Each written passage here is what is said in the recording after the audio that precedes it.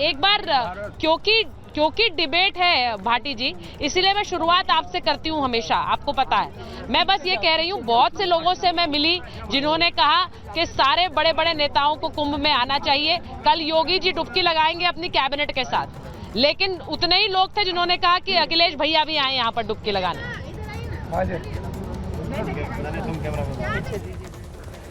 नहीं, अच्छी बात है, लोगों की ये भावना है, जिन नेताओं से प्यार होता है उनके प्रति ये भावना होती है। और मैं समझता हूँ कि अखिलेश जी के उसमें शेड्यूल में है वहाँ आना। अब वो कब जाएंगे वो पता चल जाएगा। और जो लोग कुंभ में आए हैं, जो लोग गंगा में डुबकी लगा रहे हैं, उन सबको बहुत बहुत शुभकामनाएं, उन सबको बहुत बहुत बधाई। गंगा मैया उनकी मनोकामनाएं पूर्ण करे, उन्हें पुण्य लाभ प्राप्त हो। और ईश्वर से और गंगा मैया से ये भी कामना करेंगे कि कोई अव्यवस्था वहाँ ना हो, कोई ऐसी दुर्घटना ना हो जैसी एक हो गई है छोटी सी दुर्घटना आग लगने की। लेकिन सवाल ये है कि जो आपने कई बार ये बोला कि क्या ये सियासी डुबकी है या ये धार्मिक डुबकी है, तो सियासी डुबकी बनाने की कोशिश तो रिपब्लिक भारत ही लगातार कर रहा है कि क्या इस डुबकी से वो जीत जाएंगे, चुनाव जीत जाएंगे, क्या आशीर्वाद मिलेगा।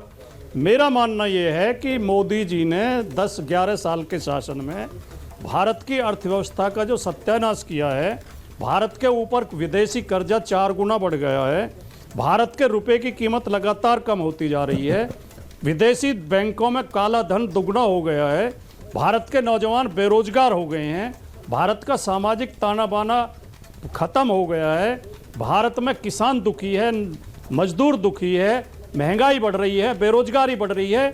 गंगा में डुबकी लगाने से मोदी जी के ये पाप कम नहीं होंगे और ये गलतियां माफ नहीं होंगी। जनता इन्हें वोट डालते समय याद रखेगी।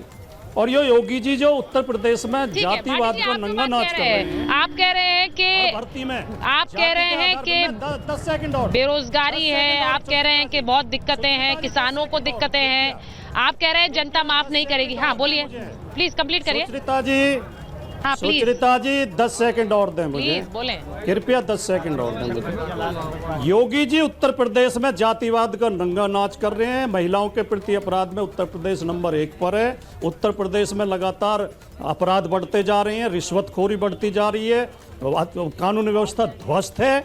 ये योगी जी के पाप भी माफ नहीं होंगे, ये जनता माफ नहीं करेगी। और ये कितना ही पाखंड कर लें और चैनल कितनी हवा भर लें इनके गुब्बारे में, ये दिल्ली भी हारेंगे और ये मिल्कीपुर भी हारेंगे। आप ही का सवाल केवल ये मैं कहना चाहता हूं। मैं एक बार सवाल यहाँ पूछ लेती हूँ और मैं एक बार सिर्फ ये कहूंगी, क्योंकि हम बात कर रहे हैं, हम नेशनल टेलीविजन पर हैं। मैं उम्मीद कर रही हूँ आप लोग यहाँ कुंभ में आए हैं कि आप लोग मर्यादा में रहकर अपनी बात रख सकते हैं और अपनी बात कहेंगे। मैं आपसे पूछ रही हूँ, यहाँ पर बड़े बड़े नेता आ रहे हैं, आपको लगता है कुंभ में जो लोग, क्या जो बड़े नेता हैं उन्हें आना चाहिए, डुबकी लगानी चाहिए?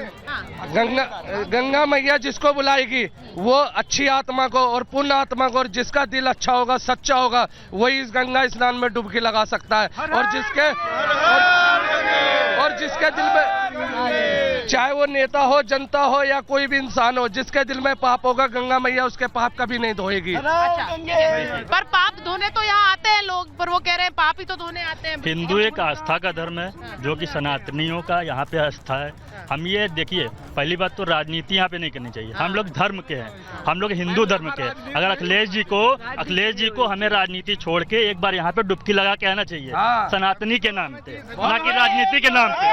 राजनीति, इसका मतलब जो सपा है वो राजनीति करने में लगी हुई है और भाजपा उसको सनातन धर्म को बढ़ाने में लगी है। नहीं। तो आपने एक अच्छी भावना से एक बात कही, आपने कहा कि जो अखिलेश जी हैं उनको यहाँ आना चाहिए। मैंने यही भाव क्योंकि वो भी एक सनातनी है आपने कहा, और इसी भाव को मैंने सबसे पहले राजकुमार जी से पूछा भी है। मैं राकेश जी आपसे पूछ लेती हूँ, जरा बताइए, क्योंकि बहुत से लोग कह रहे हैं कि भाई कल आ रहे हैं योगी जी, पूरी कैबिनेट के साथ आ रहे हैं, एक दिन क्या सरकार यहीं से चलेगी, और क्या इस डुबकी के सियासी मायने भी है?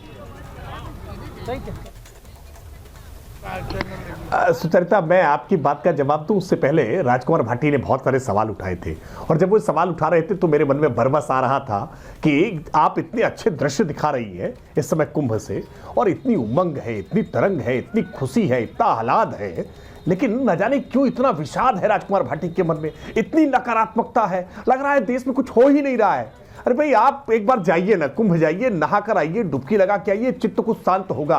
न जाने आपका मन इतना क्यों विचलित है कि आपको सब कुछ खराब खराब दिख रहा है। आपको दिख रहा है कि महंगाई हो गई है, बेरोजगारी हो गई है, भुखमरी हो गई है, देश पिछड़ गया है, अर्थतंत्र विफल हो गया है। कहां है राजकुमार भाटी जी? अरे घर से बाहर निकलिए, एक बार जरा प्रयागराज हो आइए, और मुझे पूरा विश्वास है कि गंगा मैया आपके चित्त को शांत करेंगी। जो आपके मन के अंदर ये नकारात्मक भाव है, विचार है, ये शायद शांत होंगे।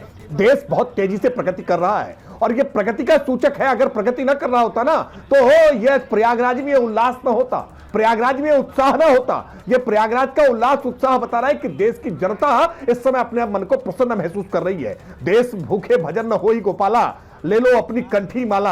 अगर पेट खाली होते ना तो ये प्रयागराज में आज यात्रा किलोमीटरों की तय करके लोग वहां पहुंच ना रहे होते। सैकड़ों किलोमीटर से, हजारों किलोमीटर से दुनिया भर से लोग आज प्रयागराज की तरफ चलो कुंभ नहाए, चलो कुंभ नहाए करते हुए पहुंच जा रहे हैं। लेकिन ये न जाने क्यों राजकुमार भाटी जी इतनी नकारात्मकता के बोध से ग्रसित है। आप विश्वास मानिए, चाल चालिए। उत्तर प्रदेश की योगी आदित्यनाथ सरकार ने कोई कोर कसर नहीं छोड़ी है। हर प्रकार की व्यवस्थाओं को वहां चुस्त दुरुस्त करने का काम किया है। हर इतनी बड़ी संख्या में, जब इतना बड़ा जन समुद्र हो संगम के तट पर, मैं जन समुद्र कह रहा हूं, ये समुद्र के हिलोरे जैसा इतनी बड़ी संख्या में करोड़ों लोग जहां पहुंच जा रहे हो। देखिए बहुत सारे लोग जो घर में हैं वो कुंभ की तस्वीरें देख रहे हैं। मैं आप लोगों को भी बता रही हूँ, उनको लगता है कि हम भी कुंभ में जाएं और वो यहाँ की व्यवस्थाओं के बारे में सिर्फ सुनते हैं। मैं चाहती हूँ कि आप लोग, क्योंकि यहाँ बात हो रही है, मैं चाहती हूँ आप लोग जरा बताएं, किसी को कोई दिक्कत है और अगर है क्या है नहीं है वो भी बताएं, मुझे बताइए जरा।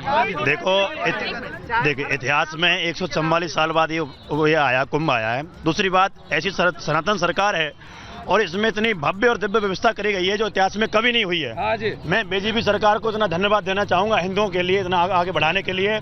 दूसरी बात, जो पार्टी जो नहीं आ रही है, मैं उनसे कहूंगा कि भाई तुम सनातनी हो, होने पर तुमको गर्व होना चाहिए। तुम्हारे पूर्व जब जो मर गए वो लोग, उनके इतिहास में 144 साल बाद नहीं आया ये उपलक्ष्य, उनके नहीं आया। तुम तो आओ, तुम तो इसमें स्नान करो।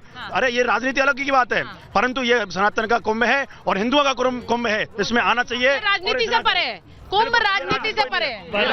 बोलिए मैम। राजनीति नहीं। मैं कनाडा से, टोरंटो से हूँ। अरे वाह। मेरा नाम कोकिला बेन ब्रह्मभट्ट है और मैं 13 तारीख को यहाँ आई।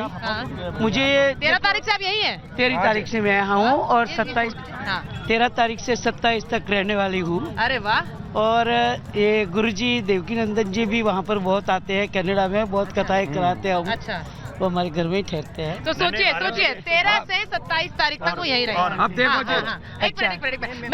मैं बस सिर्फ जल्दी से एक पूछना चाह रही हूँ, क्योंकि मेरे मेहमान भी इंतजार कर, थोड़ा पीछे हो जाइए, थोड़ा सा पीछे हो जाइए। मुझे बस ये बताइए, यहाँ पर आप लोगों को कोई दिक्कत है? व्यवस्था कैसी है? जो घर में देख रहा है, जो घर में देख रहा है। नहीं, कोई दिक्कत नहीं है। हम आज 40 रुपये में योगी जी ने बहुत अच्छी व्यवस्था कर रखी है। व्यवस्था में दिक्कत नहीं है, जो बैठे हैं घर पे उनको दिक्कत है। व्यवस्था में कोई दिक्कत नहीं। अगर लगता है कि व्यवस्था दिक्कत में, तो वो आकर यहाँ पे देखें कि माननीय योगी जी ने कितना अच्छा कार्य किया हुआ है। और अच्छा देखिए, यूं तो बार बार कहा जा रहा है कि भाई कुंभ में कोई सियासत नहीं ढूंढनी चाहिए, यहाँ के लोग बोल रहे हैं।